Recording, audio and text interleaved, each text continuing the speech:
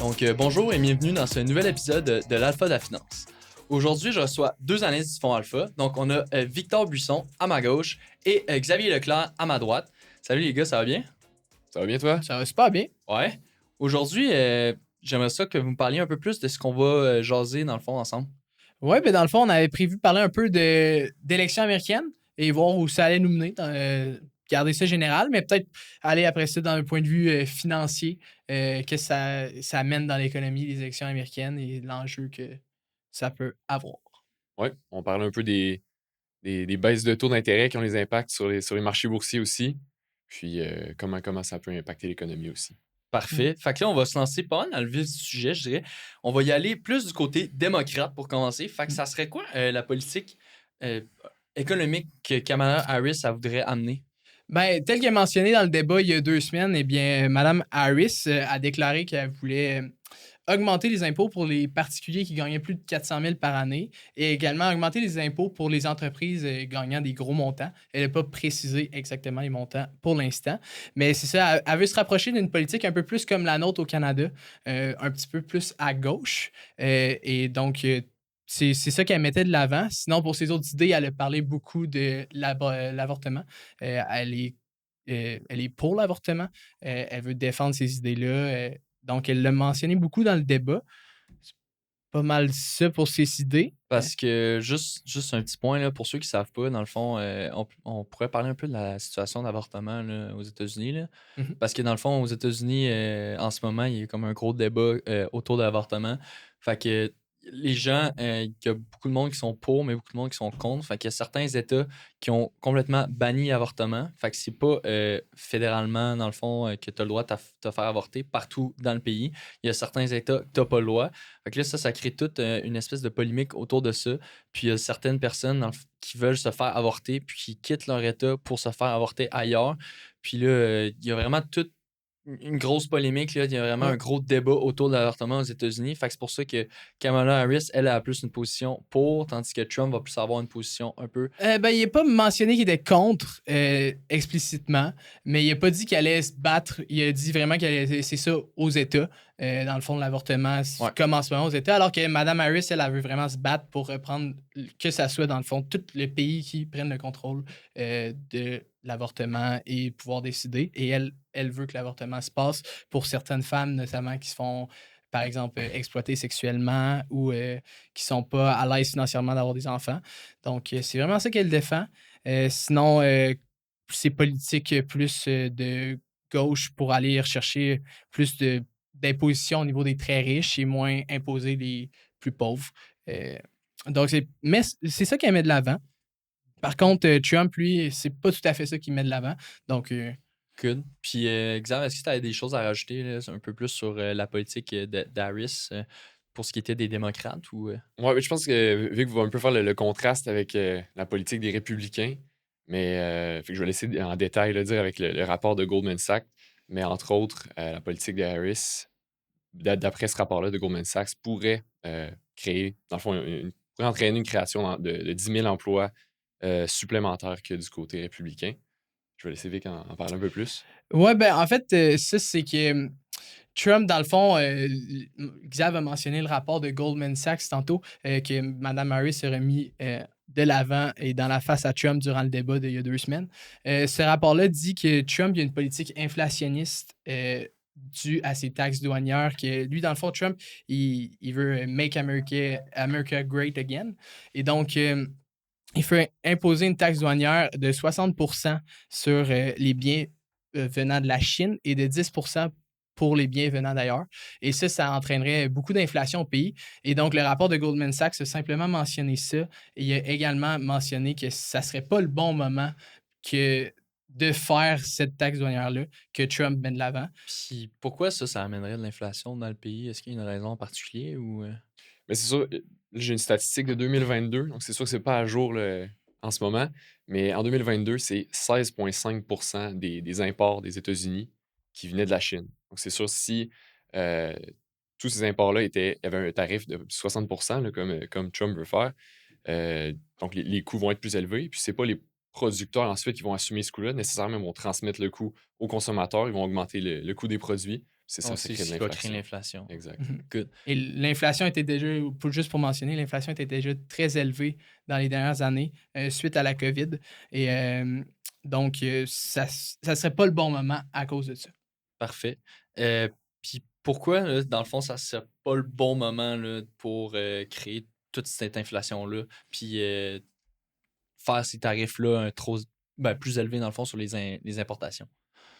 Ouais. Ben, comme Vic l'a dit, dans le fond, c'est en lien avec l'inflation qu'on a eue dans les dernières années. Donc, le plus haut qu'on a eu, c'était un peu supérieur à 8 là, si je me rappelle bien. Donc, c'est sûr, là, on a eu des hausses de taux. Donc, en juillet 2023, aux États-Unis, c'était le moment où les taux étaient le plus haut, les plus élevés. Ça, c'était pour contrer un peu la hausse de l'inflation. Donc, c'est sûr, si on vient rajouter ensuite des tarifs aux efforts de la Fed en ce moment d'essayer de réduire l'inflation, c'est un peu Contre-intuitif. exact.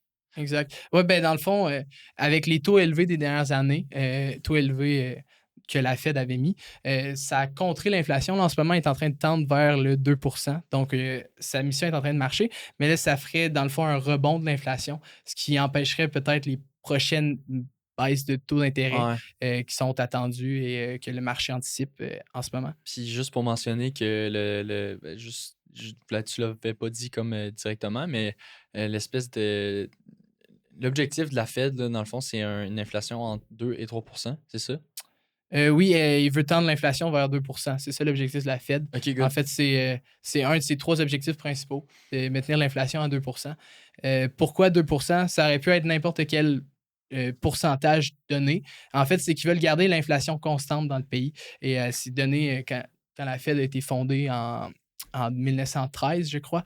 Dans le fond, elle s'est donné comme mission de garder l'inflation constante à 2 depuis ce temps-là. Puis là, pourquoi ils ne peuvent pas le changer? C'est parce que là, ça jouerait sur. Les gens auraient plus confiance au fait que la Fed garde sa mission de De 2 de 2 exact. OK, good. Puis on parle d'inflation depuis tantôt, tu sais, inflation, inflation, inflation. Qu'est-ce qui a causé autant d'inflation aux États-Unis puis au Canada puis un peu partout dans le monde, dans le fond, dans les dernières années? Puis qu'est-ce qui fait que maintenant, l'inflation redescend puis là, on est capable de, comme un peu plus, baisser les taux directeurs? Eh bien, durant la COVID, les gouvernements, premièrement, ont mis beaucoup d'argent dans le système, en plus qu'ils ont arrêté l'économie parce qu'ils ne voulaient pas répandre le virus. Donc ça a incité la consommation et l'épargne des Américains, notamment. Et par ce fait même, les Américains étaient tentés d'acheter des biens dans l'économie. Par contre, là, puisqu'il y avait beaucoup de jobs qui étaient en arrêt de travail pour pas propager la COVID, eh bien, il y a eu un déséquilibre entre l'offre et la demande, ce qui a fait augmenter grandement les prix des biens. Donc, ça a créé une bonne inflation. Et en plus de ça, du côté américain, il y a eu la Russie qui est rentrée en Ukraine suite à la COVID. Et la Russie, en rentrant en Ukraine, le gouvernement américain a décidé de mettre des sanctions économiques sur la Russie. Et ça a fait augmenter l'inflation encore plus. Pourquoi, Xav? Sais-tu pourquoi, dans le fond, ça a augmenté encore plus, là, le fait que la Russie a envahi l'Ukraine? Je veux pas m'avancer et dire un peu des faussetés, là, Ouais. Ben, dans le fond, c'est que la Russie, c'est un grand pays exportateur de plusieurs ressources naturelles. On était quand même dépendant de la Russie. Ben, les Américains étaient quand même dépendants de la Russie pour plusieurs biens. Et alors, en mettant des taxes douanières, c'est sûr que ça a augmenté la valeur de ces biens-là. Et donc, l'inflation a augmenté par la suite. Parce que, comme Xav l'a mentionné tantôt, si les biens sont plus chers, c'est pas les compagnies qui endossent cette augmentation-là, mais les consommateurs. Puis là, avec l'inflation qui redescend, on voit une augmentation, dans le fond, une baisse des taux directeurs. Là, le Canada a devancé les États-Unis en baissant son taux directeur. Mais là, les États-Unis, là, je pense que c'est la semaine passée, c'est ça? Ils ont baissé leur taux de La 0. semaine passée, exact. Mercredi C'était passé, ouais. mercredi passé à 2 heures. Parfait. Est-ce que vous pouvez en parler un peu plus de ça? Là? Pourquoi ils ont baissé leur taux? Pourquoi ils ont décidé de faire un 0,5, mettons, à place de 0,25? Ouais. C'est une raison particulière? On peut revenir là-dessus. Donc, ça, c'était mercredi, le 18 septembre, la semaine passée.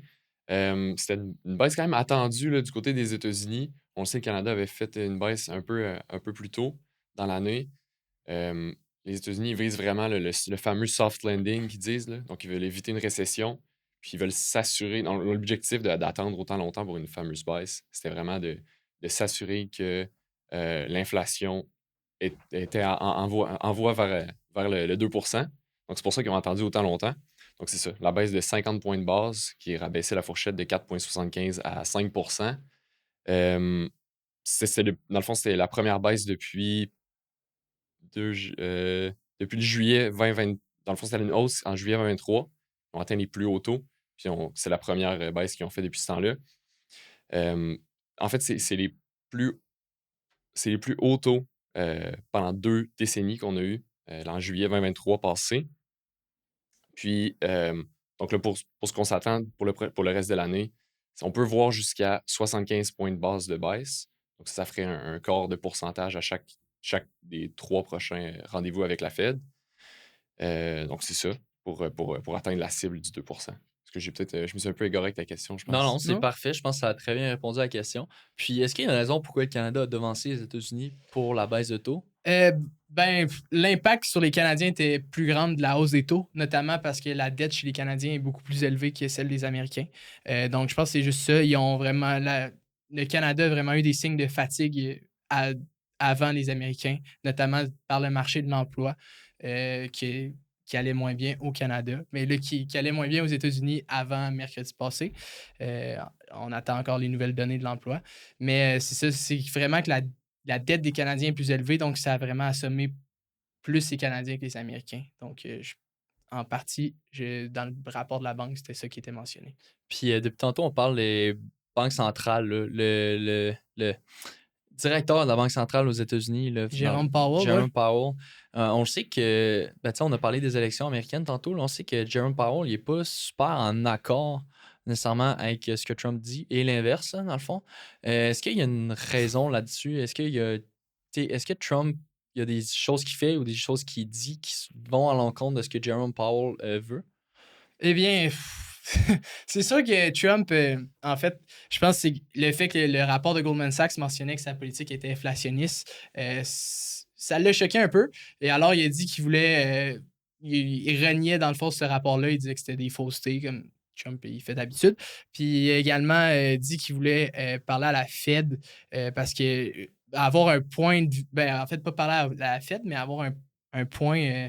Un C in the Fed, donc les décisions, contrôler un peu les décisions que la Fed prend pour dans le fond, montrer qu'il y avait tort du rapport, puis peut-être baisser les taux avant, puis il voulait comme faire à sa guise. Donc, c'est sûr que c'est pas mal ça que Trump, ça le choquait un peu que la Fed soit contre sa politique inflationniste. Puis est-ce qu'il y a quelque chose que Trump voudrait faire, mettons, contre ça, là, pour aller à l'encontre de la Fed, puis contourner un peu ce système-là qui est en place? C'est sûr, c'est un peu un conflit d'intérêts là, entre la Fed qui est indépendante du gouvernement, puis ben, du moins qui agit pas avec le président. Là. Ouais. Puis le président, lui, par exemple, il pourrait avoir comme intérêt de baisser le taux d'intérêt pendant son mandat pour que l'économie Stimuler prospère, l'économie, exact. ouais. Puis ensuite, qu'il y a une meilleure chance de se faire réélire. Donc, c'est pour ça que c'est bien, dans le fond, que la Fed, ben, que la Banque centrale soit indépendante du gouvernement. Parfait. Puis est-ce qu'on peut revenir juste un peu là-dessus? Parce que c'est pas tout le monde nécessairement qui sait, là, mais voyons, la Banque centrale et le gouvernement, tu sais, il y a il y a deux façons d'agir sur l'économie. Fait qu'il y a le gouvernement qui va agir, puis la Banque centrale. Est-ce que vous pouvez me parler un peu plus de ça? Tu sais, c'est quoi que la Banque centrale va faire, mettons, pour stimuler ou pour ralentir l'économie? C'est quoi que le gouvernement peut faire? Puis pourquoi les deux sont pas comme interreliés un peu? Ben, en fait, il y aurait un enjeu s'il était interrelié. En fait, la Fed, lors de sa création, elle veut être indépendante parce que ça pourrait être un enjeu, notamment qu'un président puisse dire moi, je veux baisser les taux d'intérêt à ma guise pour me faire élire, par exemple, ou qu'avant les élections, il y aurait des enjeux de ce niveau-là qui seraient des conflits d'intérêts parce que la Fed, elle veut vraiment tenir sa promesse de tenir le 2% d'inflation constant. Donc, il y aurait vraiment cet enjeu-là. Sinon, C'est quoi, dans le fond, leur instrument pour jouer sur l'économie, autant la Fed que le gouvernement? C'est sûr, la Banque centrale va regarder différentes métriques. Là. Aux États-Unis, c'est les données de l'emploi, l'inflation, ça, on en a déjà pas beaucoup parlé. Donc, en fonction de différents indicateurs, là, le produit intérieur brut aussi de l'économie, ils vont décider, leur outil principal, comme tu mentionnais, c'est vraiment les taux d'intérêt. Donc, c'est avec ça qu'ils vont jouer un peu. En gros, donc pour faire ça vraiment simple, là, lorsque les taux d'intérêt montent, donc les coûts d'emprunt montent aussi. Ça fait qu'il y a moins de dollars qui circulent dans l'économie. Donc, ça réduit la demande et donc, ça réduit les coûts du produit. Puis inversement, si les taux baissent, à ce moment-là, c'est plus facile d'emprunter, c'est moins cher, plus de dollars qui circulent, plus de demandes. Ça augmente les prix. Donc, ils vont jouer avec les taux d'intérêt afin d'obtenir leur cible d'inflation. Oui, exact. Dans le fond, les taux d'intérêt, c'est vraiment l'instrument qu'ils utilisent pour gérer l'économie. Qu'ils veulent ralentir l'économie ou qu'ils veulent l'augmenter. Donc, c'est vraiment leur instrument et ils regardent les métriques comme ils avaient. Puis du côté du gouvernement, ils vont utiliser plus quelle technique? L'imposition, notamment, c'en est une. Il y en a plusieurs autres, des taxes, comme Trump, il veut mettre des taxes douanières. Ça joue sur l'économie également. Donc, il y a plusieurs méthodes que les gouvernements peuvent mettre en place. Vite de même, c'est vraiment les taxes, l'imposition qui me viennent en tête. Parfait. Good. Je pense qu'on a parlé quand même pas mal de la Fed aux États-Unis. Là. On va un peu plus aller du côté du Canada. Fait que du côté de la Banque centrale au Canada, euh, eux, ben, comme on a dit tantôt, là, ils ont baissé les taux avant la Fed aux États-Unis. Est-ce qu'il y a d'autres choses qu'ils veulent faire, là, la Banque centrale? Est-ce qu'ils pensent faire d'autres baisses de taux d'ici la fin de l'année? C'est quoi l'objectif un peu dans tout ça? Oui. Donc là, on a eu 3 baisses consécutives du côté du Canada. On se tient à 4,25, donc un peu sous les États-Unis. Puis, on peut s'attendre, dans le fond, le marché s'attend à 2 autres baisses, si je ne me trompe pas exact. Donc, 2 autres baisses jusqu'à la fin de l'année. C'est sûr, dépendant des données qui vont sortir, si les données d'emploi sont négatives, fait qu'ils vont décider de baisser un peu plus vite. Ça reste à voir. Dans le fond, c'est sûr, c'est quelque chose d'important à savoir. C'est sûr que la Banque du Canada ne va pas trop se dévier non plus des États-Unis, non plus les autres nations dans le monde. Parce que ça ferait comme des grosses différences dans les taux d'intérêt avec les États-Unis qui ont une grande force mondiale. C'est sûr qu'ils vont pas s'éloigner trop. On peut s'attendre à des baisses quand même d'ici la fin de l'année. Là. En gros, les messages de la Banque centrale du Canada et de la Fed, je pense en ce moment, c'est vraiment qu'ils veulent relancer l'économie. Elle était à terre dans les 2 dernières années avec les taux élevés. Et maintenant, c'est comme OK, on donne le go. Avec les données de l'emploi qui étaient terribles, comme on peut dire, dans la dernière année, ben là, ils veulent relancer ça, remettre de la stimulation dans l'économie et voir où ça mène parce que l'inflation se stabilise. Puis est-ce qu'on peut s'entendre à ce que les taux ils baissent jusqu'à un niveau pré-pandémique ou ça, c'est sûr que ça n'arrivera pas jamais?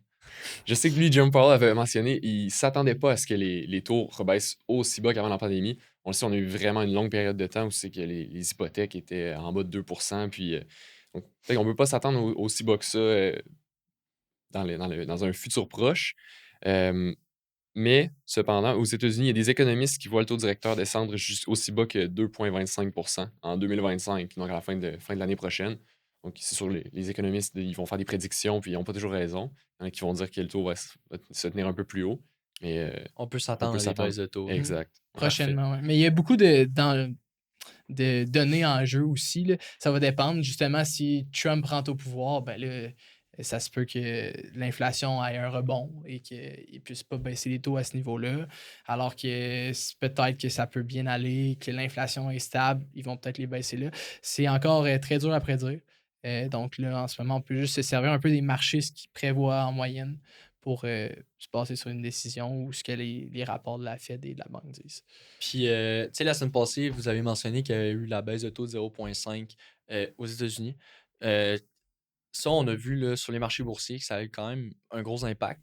Puis, tu sais, les marchés ont vraiment été dans le vert. Fait que ça serait quoi les opportunités d'investissement à la bourse pour, dans le fond, s'il y avait d'autres baisses de taux, puis si les taux continuent à aller dans la direction dans laquelle ils se dirigent? Eh bien, en fait, là, comme j'ai dit tantôt, la baisse de taux incite que l'économie se relance. Donc, il y a plusieurs aspects actifs boursiers qui vont prendre la valeur, notamment les obligations. Lorsque les taux baissent, les obligations prennent de la bonne valeur pour les détenteurs. Sinon, il y a les actions aussi, des actions avec des grandement endettés. Ça va les avantager. Ils vont payer moins d'intérêts. Donc, vite de même, je pense que c'est ça. Xav, t'avais-tu d'autres choses à rajouter? Ouais, mais Qu'est-ce- non, généralement, quand les taux d'intérêt baissent, les investisseurs voient ça comme positif pour le marché. On a mentionné comment l'inflation fonctionnait plus tôt. Ben, c'est la même chose pour les entreprises. Si les taux baissent, ça va être juste facile pour eux d'emprunter.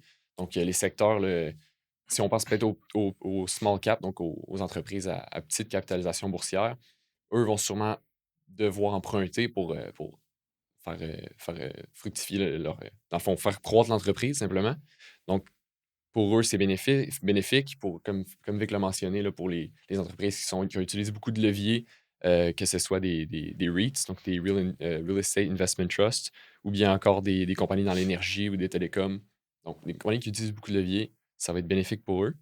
Euh, D'un autre côté, normalement, on dit, c'est sûr qu'il y a plein d'aspects dans l'économie, mais lorsque les taux baissent, les consommateurs ont un plus grand pouvoir d'achat.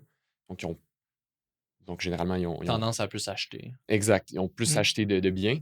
Donc, Mais surtout de biens qui sont pas nécessaires nécessairement. Donc, qui sont exact. des biens de luxe. Discrétionnaire. Ouais, des biens discrétionnaires, exact.